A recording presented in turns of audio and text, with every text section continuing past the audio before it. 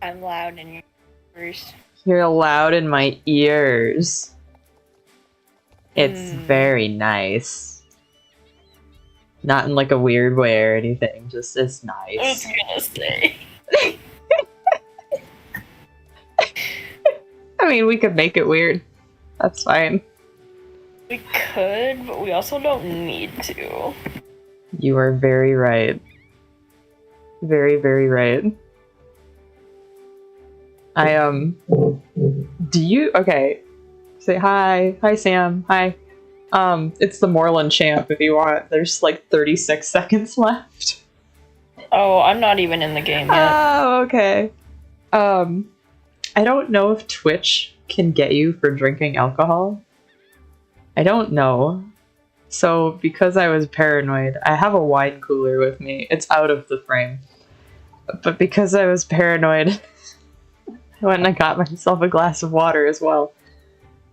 Because I don't know if Twitch will be like, suspicious glass bottle. But... oh well, I can stay hydrated. Yeah. It's not like I'm gonna go. I mean, I could like go down here and like. No one will know. No one will know. Dear God. What? You sound like you're dying. Oh yeah, it took a swig. It took a little sippy. Hi. Hi, Katie. Hi. Dude. Yeah. You know what's really been bothering me? What? Seeing all these people immediately list the web special for sale, and the caption on their sales post is just, I couldn't afford this right now and would really like some money. I mean, that is why a huge group of people enter the web specials is to resell. I know. But, but that's so shitty. Like, I know. Like, I try not to enter web specials specifically to resale. Oh, what? I don't... If I don't want the horse or I don't know somebody that wants the horse, I don't enter it. Same. Like, if you had said that you didn't want it, I would have been like, okay, I'm not bothering to enter because there are people out there that actually want it and I'm not one of them. And I don't know, I mean, the hobby is so weird about that kind of stuff. And I don't know, like, I don't want to fault anybody for getting it and reselling it, but I also don't think that, like, okay, if you put it up for bids, that's one thing, you know? Like, putting it, if you put it up for bids and it goes, like, way high, that's not the seller's fault. Not by any means. Not at all. No, I'm specifically saying the people that, like, immediately listed it for $300 when the cost is $200. Yeah. Like, I don't know. Okay, if you factor in, like, the shipping from Briar to you, and then, like, maybe add $50 on top of that, you're still only looking at, like, $250 or $275 or something like that. Yeah, you know? Exactly. Oh no, I forgot to exit. No! I have to sit here. No! Oh, like... Okay. It's so frustrating for everybody that actually wants it. Yeah. Like, have it. I know. It's definitely, like... It is kind of a bummer. It really is. Because I know I totally would have felt the same way about, like, the only web special that I've wanted in a while, that I've been drawn, that thankfully I was drawn for, was the African Wild Dog Marwari. Was it Kalikari? Or is it... what was his name? Whatever that thing was. And... I think it's like, Kalikari. I think it is. I feel like so few people entered that. And that's actually the first time I've been picked for a web special in literally years. Like, we have not been drawn for a web special since the America the Beautiful series started, and that was 2017 and 18. So, but even though that was one that was not highly sought after, I still saw it for like double the price, like right after it was pulled. And I just think to myself, and it was the same with the, whenever there's those Briarfest variants. And this is not me talking about the ones that are like the 10%, that there's only 200 of those. I get why those are pricey. But the ones that are 50-50, there's no reason for one variation to be more pricey than another. All of the Briarfest special runs this year, secondhand, have been ridiculously expensive. Like 3 times the price. See, and that's weird to me. I understand, like... Okay, so as a store... Prices have been the most reasonable out of everything. Yeah. Which is insane to me. As a store, you typically have to have, like, okay, you need to have roughly a 30% markup to make any kind of profit. A lot of stores will go ahead and put like a 50%, which is like doubling the cost. But, and see, like, that's what we have to do with Briar. Like, with Briar specifically, they give us like, here's your minimum markup. But for everybody else, it's like, okay, make a couple bucks off the horse to get your ticket money back, and then move on.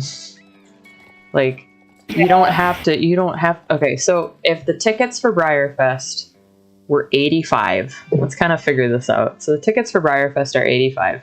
The 3-day one, or the expense, I want to say 3-day. It's not that anymore. The all access. Yeah, okay, so all access tickets, let's say those are $85.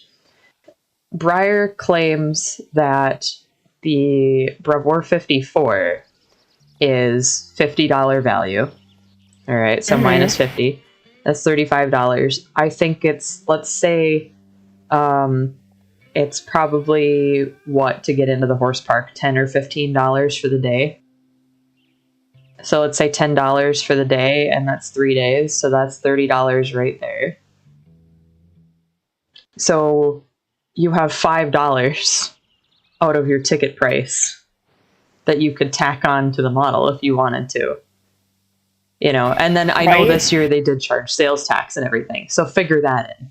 Take whatever your cost is, the final cost for your model, and then add the ticket price, and then maybe do 20 or 30%. It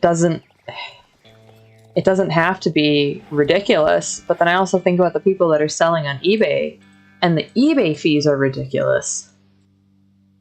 Yeah, I'm not even talking about like the eBay, but like all the stuff I've seen on Facebook, like I have not seen a single scurry listed for under $250. Oh, that's weird. That is weird. I know. No, Kenzie and I have been watching that one specifically because that was the least popular model. I was gonna say, yeah. Aside from Lodeco. People have been looking for scurry variation, but we just want the Bay one. Right. There hasn't been a single Bay one under that $250. See, and that's weird. The other thing that I think is weird is that $60 model is absolutely outrageous. Yeah. The Deco was like one of the least popular ones, and that's been selling for nowhere under $250. Up. And that's the cheapest thing I have really seen weird so far is the Surprise Horse. And that's weird. That's really weird. Hamilton. Mm-hmm. Oh yeah. Like, the cheapest I've seen of those specifically was $125. Which variation was that too? Because a lot of people are, I've Matt seen. Bull.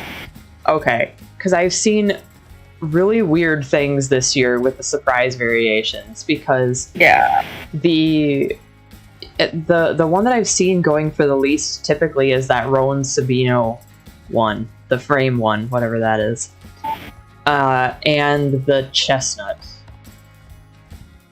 which is I don't know. All the mats have been roughly the same. Okay. But the glossy prices are all over the place. The cheapest glossy I've seen was the Roan Sabino thing, Okay. and that was like $250. The most expensive deco was the deco, obviously. Right. The most expensive realistic color was the chestnut, That's weird. and that's like $400. I would have thought, I don't know. I would have thought Toby that the buckskin would have been the would have been the one that was most sought after in gloss. That seems to be hit or miss with people. Huh. Weird. And I don't blame them. The pattern isn't like super crazy. I like the pattern on the black and white one purely because it feels to me, yeah, it's definitely more visually interesting. It also feels to me like an homage to the one black and white clock horse that they did years ago, and I like that a lot. It also seems that way to me because, and I don't know if you've looked at enough pictures or any pictures close enough to see this, but that one in particular, the black and white one, has briar blue and yellow ribbons in the mane. Yeah, I did see that.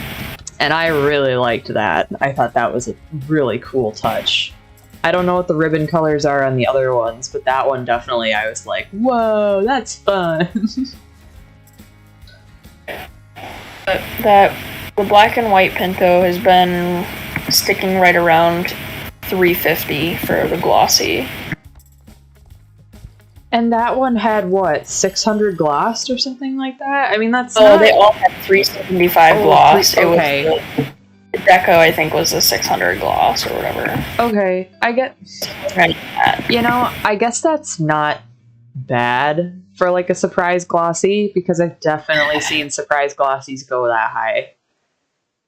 Yeah, 300 is about normal for a surprise glossy, so for it being a popular mold, a popular color, and all that, 350 isn't terrible. I just don't want to pay that much. No, and that's fair. And then the as far as the matte versions go, like, I don't know, with the surprise costing $85 now, I'm kind of okay with the $125 price tag.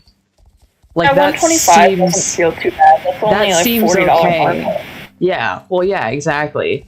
And you got to think that $40 went towards somebody's ticket, went towards their time to stand in line, went, whatever. So, I don't like want to seem towards shipping too. So, right. Like $15, $20 towards shipping, you're really not paying that much. No, but it's like, I'm fine with paying $100 for a random special run, but $200 to $300 for nothing special is what's really pissing me off with all the secondhand sale stuff. Yeah, and that's I feel like that's justified, honestly. Like, that's really a lot. Especially because you couldn't like, the last few years, you haven't been able to give away the special runs because there's been so many. Well, and even when you're there, little story is when we were at the park, after seeing the Wells that we pulled, Lurie wanted a Wells. And, obviously we had two Peanuts Sign tickets. We only had one Wells, one Wells ticket, and we were walking by where everybody like goes to trade their models, and somebody had an actually really nice matte one. Lurie wanted a matte one, right? So we picked it up. I looked it over, and she was selling it at $100. I don't think that's unreasonable for something that you actually picked up and looked over. Yeah. And so I was like, you know what? That's a pretty good deal. I would take it right now because then you're going to be hunting it down. Well, we get back to where my mom was sitting, and someone had literally come up to her and given her a ticket for an extra Wells. Just given. Oh, God. It was somebody that was like, oh, I don't want this. Which was very nice of them. Yeah. It was very nice of them to do, but it was just like you just gave your ticket away? Like, I was kind of, and for it to be the exact one And my mom was so excited because she's like, oh my god, like we got it for, you know, like we got it for Luri. She can go through the line again. Well, we, you know, she did specifically want the matte one.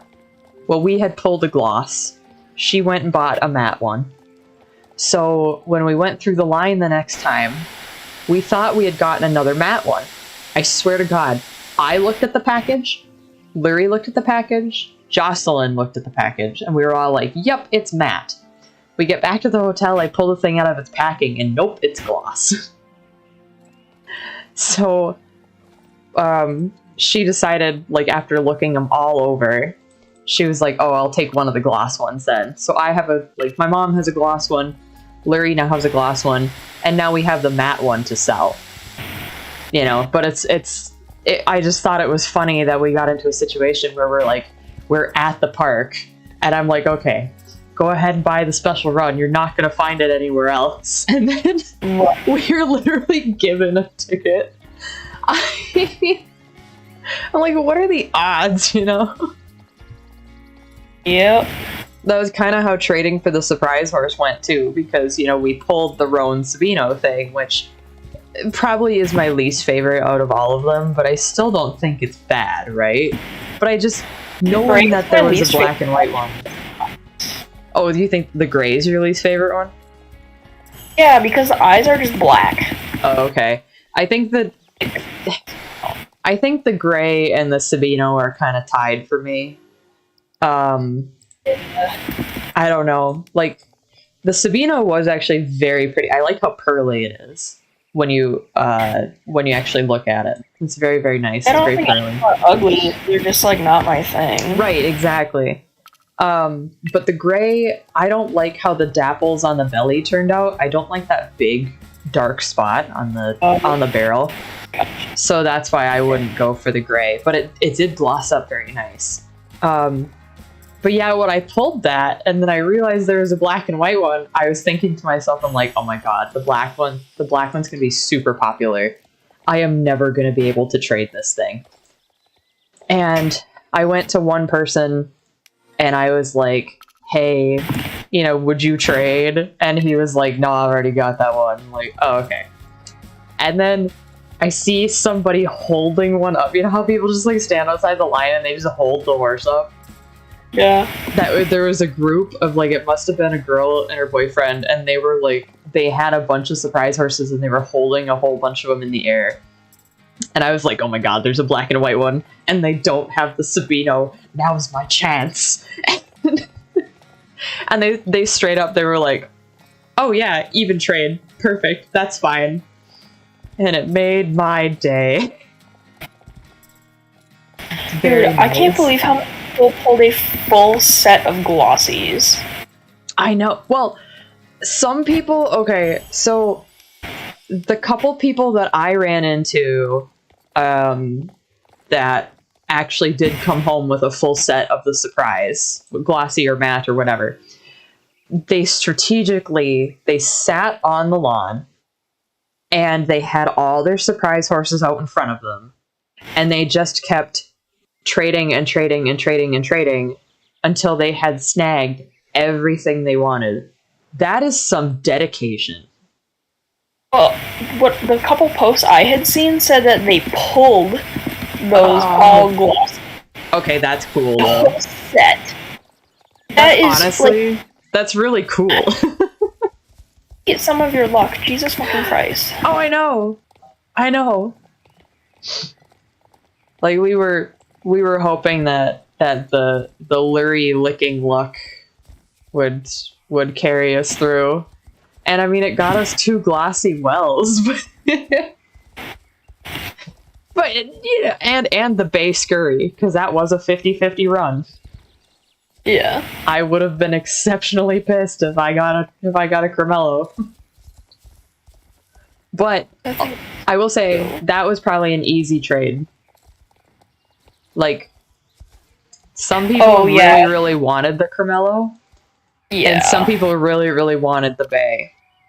Right. So, yeah, I never have good luck with pulling the special runs, ever. I think the luckiest I've ever been with pulling a special run was when I was, it was the first year they did the like variations and the 50-50 splits, and that was that was 2017, and I got the glossy Indu, and I tell you what, I would take that over the matte one any day.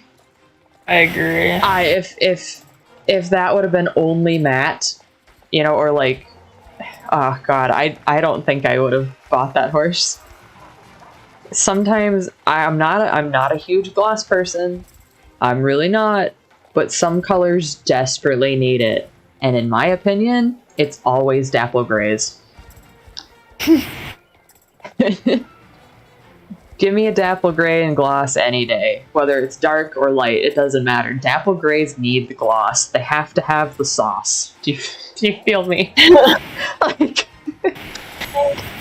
I don't think bays necessarily need gloss, but I think like the really nice red bays look really, really good in it.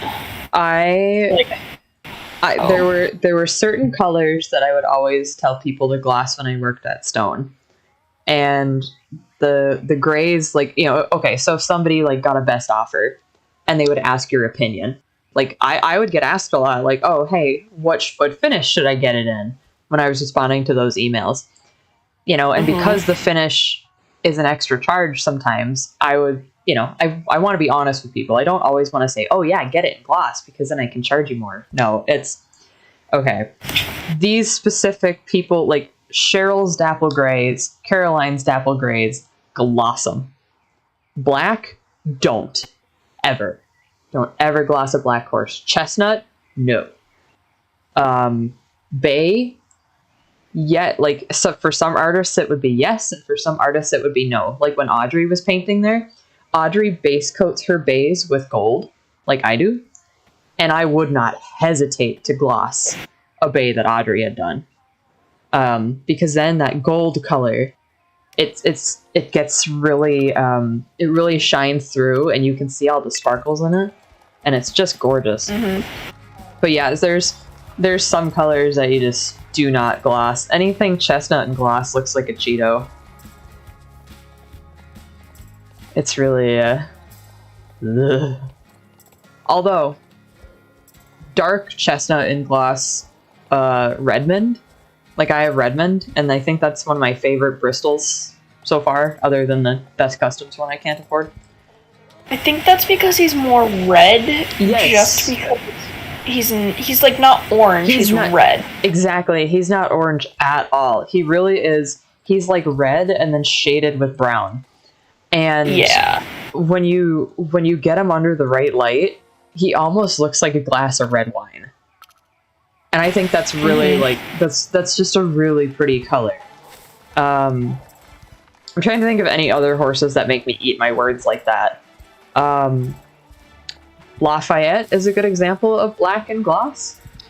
Well, that's because he's shaded nicely. Exactly. Yeah. He's got. Well, he's really metallic too. He's very silver. Like, I think they said they base coated him silver. Really, but that's they should do for all of their black horses, but I would not complain if another horse came out looking like that. The other color, I also really like when they do the blue with the black with the interference blue. Oh yeah. And then the other color I like with interference blue is actually bay.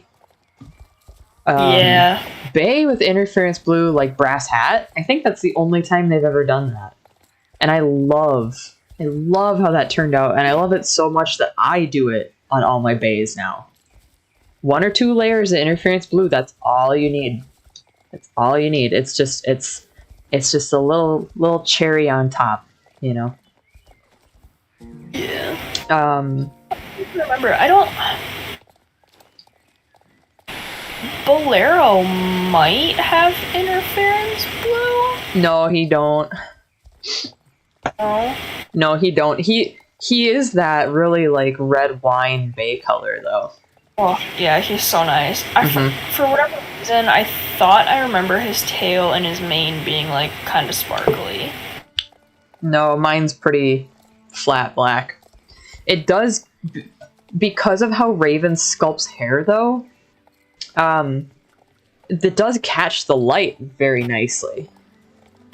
Mm-hmm. So I could see where, like, some of the divots in the tail, like the hair texture in the tail, could make you think that there's some kind of, like, sparkle to it. But also, I wouldn't be surprised if you ended up with something from Briar that, like, has some kind of sparkle to it, like, actually does when it's not supposed to.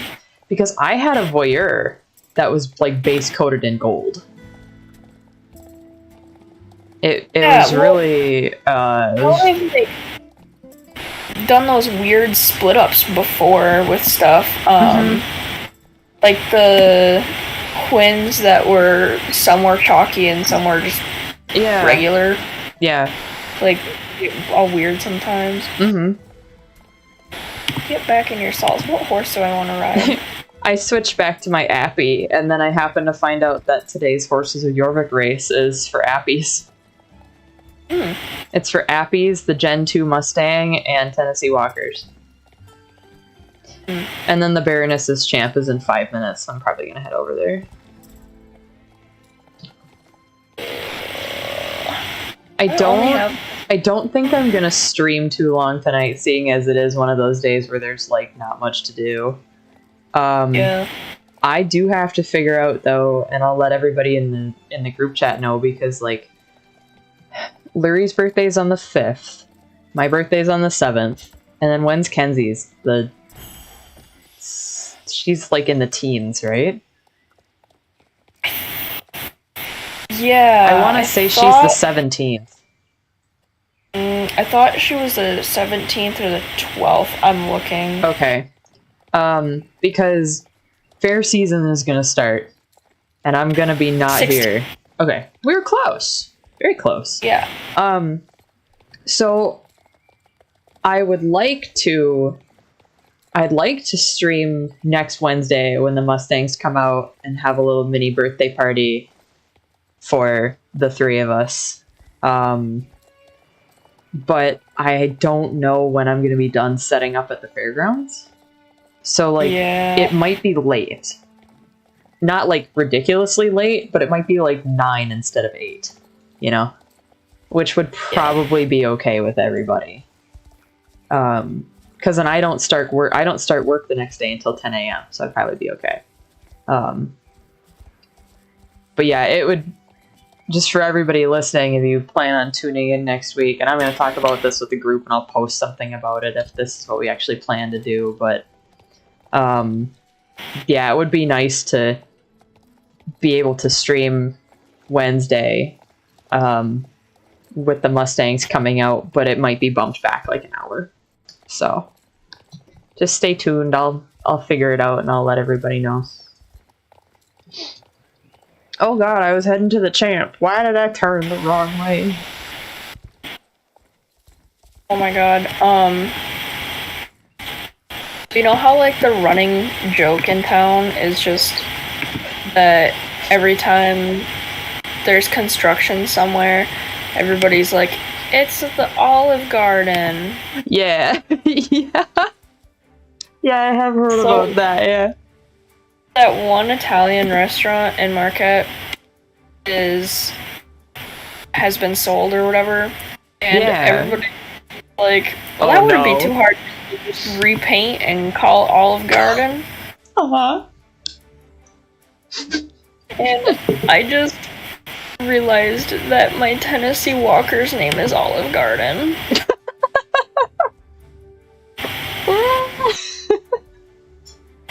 Oh my god. Woo, okay. That's nice.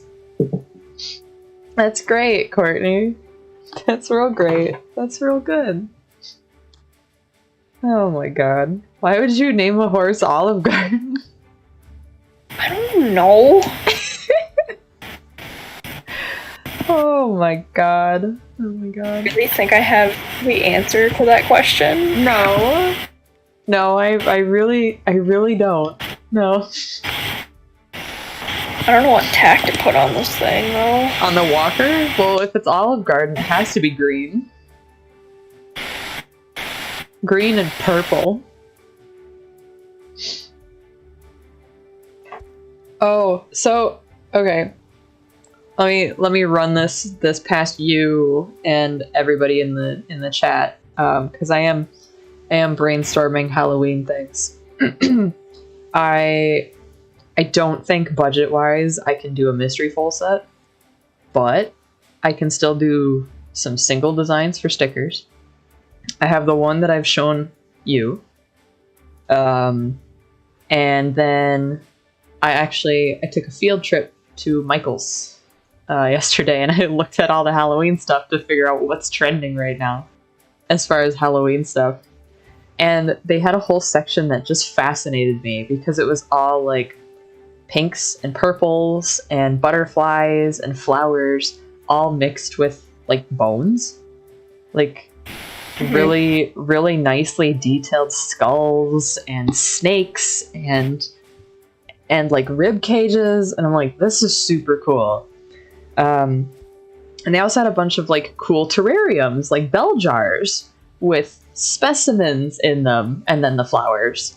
And I thought that idea was really cool.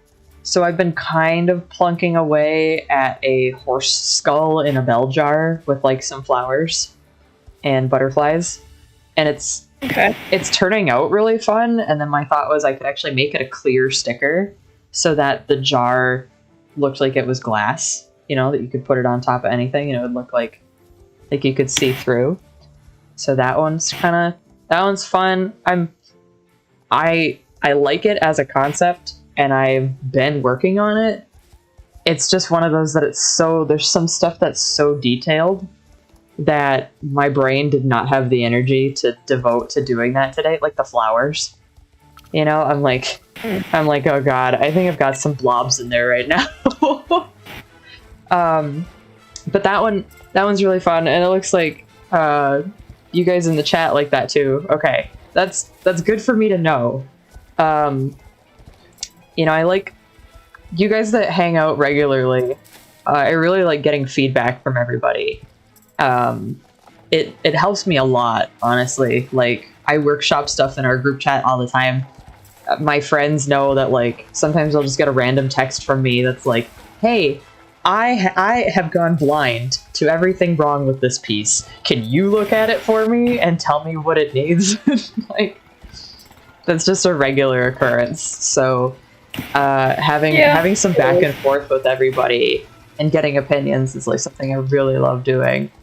So then the other thought I had is I did post like a little sneaky peeky of a Laverna fan art on my Instagram earlier, and I actually kind of want to go ahead and make that a sticker. It's been a long time since I've done a Star Stable sticker, and I really like how that one's turning out, so I think that would be a fun thing to do. And there are things that I'm not 100% happy with about like the Laverna's design in game, so I'm going to change them for the version that I do. For example, I don't like the fact that the bones stop halfway down the horse. Like, why? Why did you do that?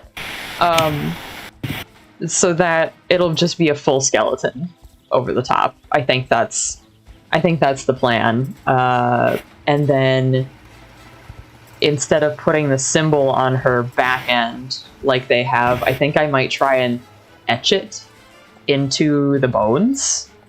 You know, make it look like it's carved into her bones or like tattooed on there like her mask. But that's people have been asking me for Star Stable stickers and customs, and I definitely don't want to disappoint. I still do have I don't think this is a secret anymore. I have a Laverna and Nemain that have been in progress since early this year. I was going to finish them for Briarfest and I never got around to it. So ideally, at least one of those two will be on my Halloween roster for this year. I'm hoping that I really want to do a Halloween sale the night before Halloween. Do like a Devil's Night sale.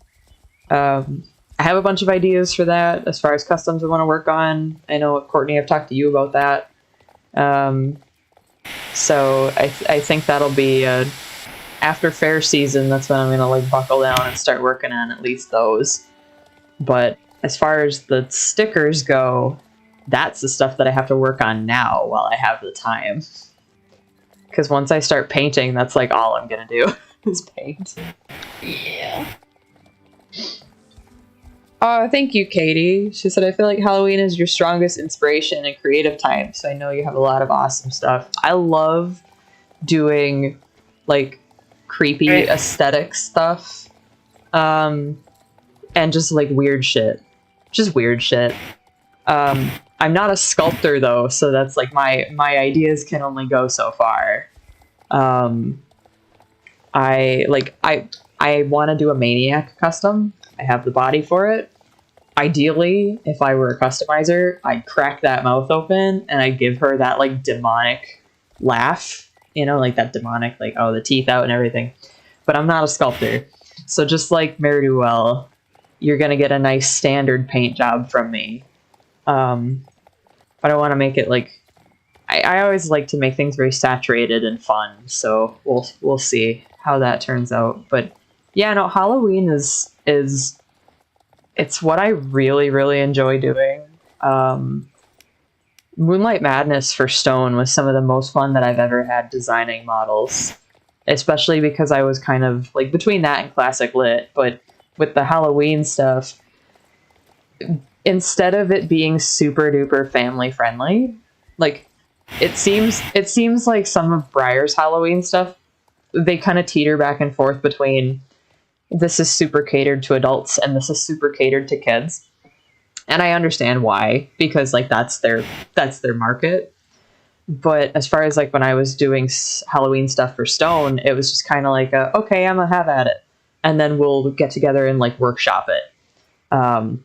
And you know, either that or starting off with the idea of we want to do the Wolfman. We want to do Swamp Thing. You know, we want to or like Creature from the Black Lagoon.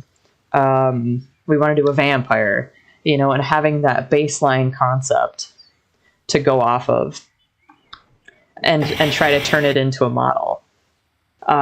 So I do have some stuff that I want to try to do the hidden objects and patterns. I want to try to have some special effect paint stuff because I do have some of it. I'd like to do some skeletons. I did pick up a bunch of micros from Maggie when I was at Briarfest, so I think some fun skeletons on micros would be cool. Yeah, I want to have a good showing for you guys, but I also just like it's super fun for me. So whatever I get done, I get done. But definitely gonna have some fun stickers. I have one done for sure, and I really like how he turned out. And it will be another Invisible Ink one. Okay. I have a feeling I know what it is now. Yeah. It's that one. It's that one. That. Mm-hmm. Yep. Ooh. Man, I just love knowing stuff and things. I know you do. All right. Okay, Sam, I'll answer this, and then I think I'm going to pop off for the night. What was my very first Briar? And Courtney, you can answer. We'll both answer this. But what was my very first Briar? I think it was... I had a classic set of Dreamer and Goliath's Boy, like Sonidor and Goliath's Boy from the movie Dreamer. It was either those, or I have Misty of Shinkatig, one of the older versions, and I actually got her right on Shinkatig Island, which was pretty cool. So that's a keeper. The other two are gone. I don't have those anymore. But as far as like sentimental value kind of thing, I think those were my first ones. But the one that I would really keep around is I have the semi-rearing Mustang San Domingo, which is a mold that I absolutely hate. But it was a horse that I loved so much as a kid that I have to hang on to him. He's so worn in places that the paint's actually like worn off of him. But yeah, I just like that's probably where my love of Toveros comes from, is that book and that model. Ooh, 1970s Secretariat. He's kind of a wonky mold, but that's a really fun thrift store find. All right, Courtney, what was your first Briar? I think my first not stablemate or mini Winnie Briar would be the classic Misenyo Spirit Family set. Okay.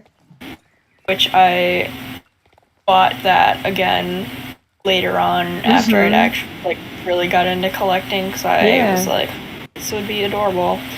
But I think the one I've had since I really was playing with my mini Winnie carpet herd was the black frame Overo mini Winnie that kind of looks like Bobby Joe.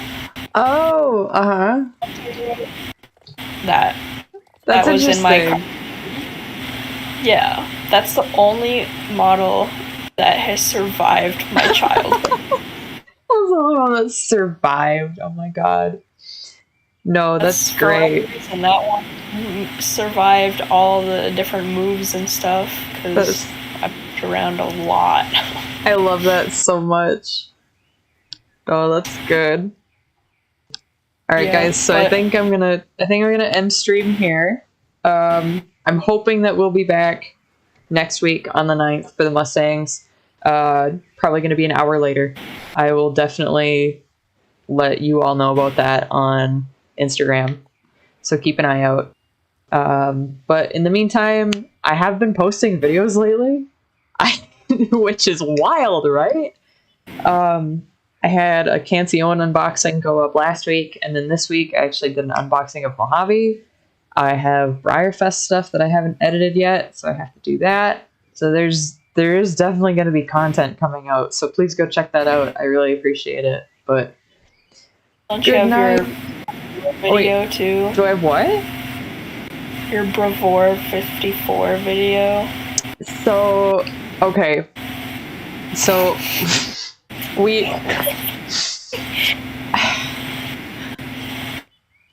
maybe not. The answer is no, but I also don't know how much of that I want to reveal, because I think we can do it differently. But I'll talk to you about that when we're off the air. Okay. All right, bye guys. Good night.